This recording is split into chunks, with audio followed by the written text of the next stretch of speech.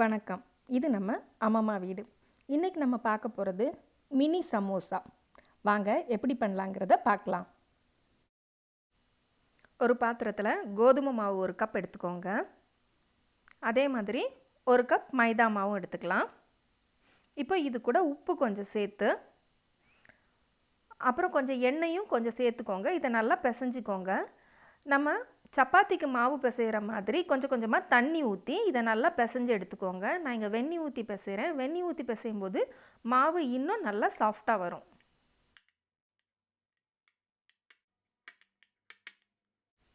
இந்த பதம் வந்ததும் ஒரு துணி போட்டு மூடி வச்சுருங்க. இப்போது மாவு ஒரு அரை மணி நேரம் நல்லா ஊறிடுச்சுங்க. நல்லா சாஃப்டாகவும் ஆயிடுச்சு. இதை நம்ம சின்ன சின்ன உருண்டையாக உருட்டி வச்சுக்கலாம்.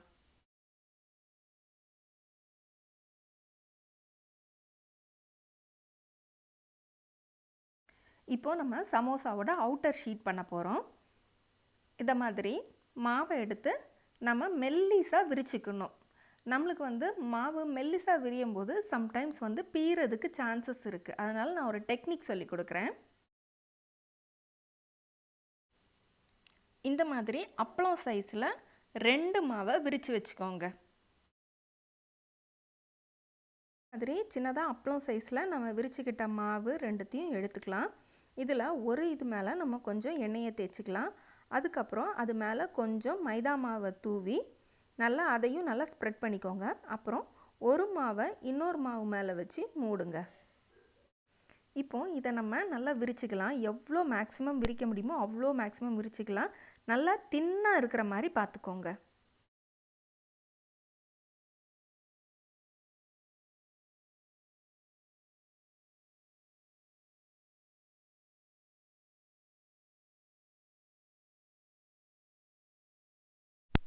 இதை நம்ம 2ஆக பிரிச்சுக்கலாம். ஆனால் நம்ம இப்போ பிரிக்க போகிறது இல்லைங்க. தவாவில் போட்டு நல்லா சூடு பண்ணதுக்கப்புறம் நம்ம பிரிச்சுக்கலாம். தவா நல்லா சூடானதும் நம்ம விரித்து வச்ச மாவை அதில் போட்டு 2 சைடும் ஒவ்வொரு நிமிஷம் லைட்டாக வேகிற மாதிரி போட்டு எடுத்துக்கோங்க. இந்த பதம் கரெக்டாக இருக்கும். இப்போ நம்ம எடுத்துடலாம். இப்போது நம்ம 2 ஷீட்டையும் தனித்தனியாக பிரிக்க போகிறோங்க. பாருங்கள், எவ்வளோ தின் ஷீட்டாக நம்மளுக்கு கிடச்சிருக்கு. நம்ம ஒரே மாவு வச்சு நம்ம பண்ணும்போது இவ்வளோ தின் ஷீட்டாக நம்மளுக்கு கிடைக்காது.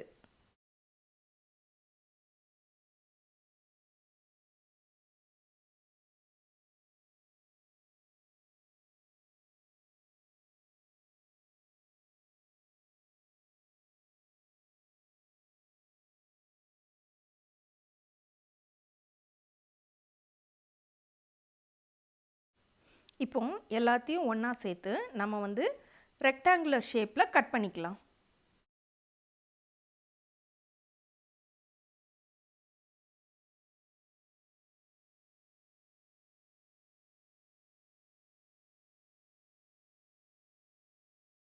இப்போ சமோசாவோட அவுட்டர் ஷீட் ரெடி ஆயிடுச்சுங்க. இனிமேல் நம்ம உள்ளே வச்சு ஸ்டஃப் பண்ணுறதுக்கான பொருட்களை தயார் பண்ண ஆரம்பிக்கலாம். இதுக்கு கேரட், கோஸ், அப்புறம் பட்டாணி, உங்களுக்கு என்னெல்லாம் காய்கறி வேணுமோ அதெல்லாம் போட்டுக்கோங்க. உருளைக்கிழங்கு இருந்துச்சுன்னா உருளைக்கிழங்கு எல்லாம் சேர்த்துக்கோங்க. அதுக்கப்புறம் 2 பெரிய பல்லாரி வெங்காயம், கொஞ்சம் கொத்தமல்லி, அப்புறம் 2 பச்சை மிளகா. இதெல்லாம் நான் ஒரு பவுலுக்கு மாற்றி இது கூட கொஞ்சம் உப்பு, மிளகாத்தூள், மல்லித்தூள், பெப்பர், அப்புறம் கொஞ்சம் கரம் மசாலா இதெல்லாம் சேர்த்து நல்லா ஒன்றா மிக்ஸ் பண்ணிக்கலாம். நம்ம சமோசாவோட ஸ்டஃபிங் ரெடி. இப்போ தான் மெயின் பார்ட்.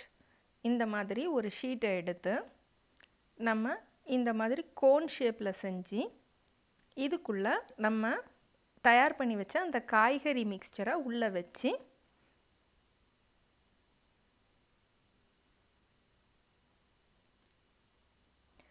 அந்த கார்னர்ஸில் நம்ம மைதாவோட பேஸ்ட் ரெடி பண்ணி வச்சுக்கணும். அந்த பேஸ்ட்டை வச்சு நம்ம இதை நல்லா சீல் பண்ணிடலாம். சமோசா அழகான ஷேப்பில் ரெடி ஆயிடுச்சு. மைதா பேஸ்ட் வேறு ஒன்றும் இல்லைங்க. 2 ஸ்பூன் மைதா கூட கொஞ்சம் தண்ணி ஊற்றி கலக்கி வச்சுக்கோங்க.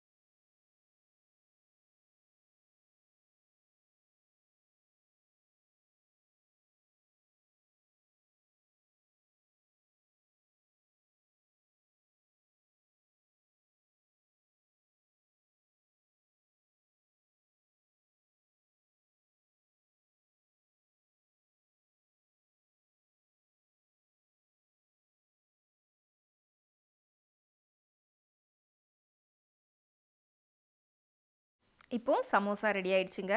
வாங்க இதை பொரிச்சு எடுக்கலாம். எண்ணெய் நல்லா சூடாயிடுச்சுங்க. இப்போது ஒவ்வொரு சமோசாவாக அதில் போட்டு அது 2 பக்கமும் நல்லா வேகிற மாதிரி மாற்றி மாற்றி திருப்பி போட்டு அதை பொரிச்சு எடுப்போம்.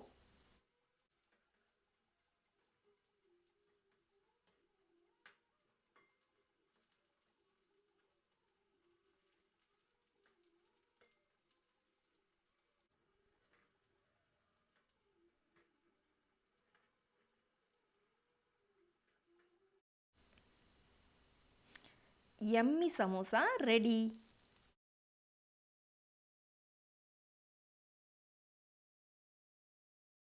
ஈவினிங் ஸ்நாக்ஸுக்கு உங்கள் ஃபேமிலிக்கு செஞ்சு கொடுங்க. உங்கள் ஃப்ரெண்ட்ஸ் யாராவது சமோசா பிரியர்கள் இருந்தாங்கன்னா அவங்களுக்கு இந்த வீடியோவை ஷேர் பண்ணுங்கள். நீங்கள் சமைச்சு பார்த்துட்டு எப்படி இருக்குங்கிறத கீழே கமெண்ட் பாக்ஸில் கமெண்ட் பண்ணுங்கள். நன்றி.